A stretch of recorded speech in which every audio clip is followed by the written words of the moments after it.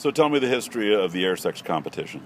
Sure. So the Air Sex Championship started in Austin, Texas in 2007, and we used to just do a couple of shows here and there at the Alamo Draft House. It grew into a much larger event. In 2009, we toured the country, and then we haven't stopped doing that since then. So now every summer we go on a giant tour where we crown champions in all the major cities and some non-major ones too. And now the national championship shows are I like to think that they're really big deals. Oh. So the idea came. So there's an air guitar championships that has a similar story that I think is this weird little event that grew into this big beast of a competition that a bunch of people are interested in. We were doing air guitar shows in Austin, and and honestly we got kind of bored with just the repetitiveness of air guitar. And then we saw a YouTube video of these guys in Japan who were staging an air sex competition. But it was a very low stakes, very small event, and there wasn't a lot of people around. And we thought, what if we pair like the pageantry of like professional wrestling and like elements of sports, and with the basic premise of air guitar, what if we treat air sex like that? And then we did it, and it was awesome. And then basically we were like, let's never not do this. Bad air sex can definitely be repetitive, just like actual sex. But really, what it is, the best way to look at air sex is it's a comedy show that's about one thing, and how can you make this thing awesome through your voice? So, are you doing good sex in a funny way? Are you doing bad sex in a funny way? How many different ways can you do bad sex? Are you going for like a what the fuck factor? Then how can you surprise us?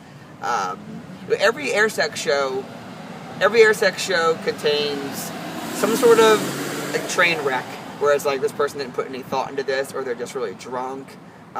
It contains someone who was like, oh wow, they're actually really good at this. This might be what they're like when they're actually having sex. It contains some big humor elements, like, oh, this is a funny person who had a funny idea and they executed it really, really well. And I think that's a really great air sex show. A little bit of all those things. The Air Sex Championships is not as disturbing and uncomfortable as you would think. There's definitely room for that, because when we do the preliminary rounds, anyone can sign up. And there's definitely people who think, oh, I'm gonna do this, and it's gonna be hilarious. I'm gonna shock everyone, but it's just done really poorly, or it's in bad taste, and they don't advance to the next round. Easy and done.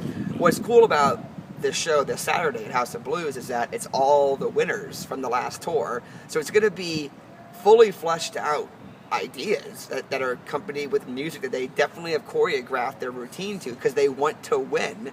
And could we treat the national champion with a lot of respect? You know, they're gonna get a ton of interviews. They're gonna get nice exposure. We're filming the Air Sex documentary, so this will be they'll be like the centerpiece of the documentary. You know, at the end of our movie, they'll be the winner. So the people performing this weekend aren't taking chances. Like they have their routine. They want to win. Sure. So I think that there's a handful of comedians, or more than a handful. I think that there's some group of comedians that America's Got Talent always comes around and asks to be on their show, and I think they're looking to fill that weirdo spot, you know. So I've auditioned and doing a couple different things every year, but this 2 years ago, or a year and a half ago, they asked me to pitch something. So I pitched Air Sex, and they were into it because I think that was Howard Stern's first year coming on. So I think that was the idea there. And I went on stage and I had to do a very PG version of Air Sex. I was only able to like make out and pull my own hair a little bit. I wasn't able to touch a whole lot of stuff, but it didn't go very well. I was very happy with the performance. I actually made it all the way to the end of my 90 seconds, which I didn't think was going to happen. But the internet hated it. YouTube commenters definitely hated it, and the audience was not happy with me. There's also a lot of families in the crowd in this giant auditorium in Tampa. So a lot of oohs. One guy wanted to fight me outside of the venue after the show. I was holding the door open for him, and he wanted to fight me. So I'm happy with the experience. It was great exposure for the show, and I love all the people who perhaps were like air sex and they Googled it and they're like, holy shit, this is like an actual thing. This is an event. This is a touring show. This dude didn't just come up with that for this show. This is a thing. So that's exciting to me.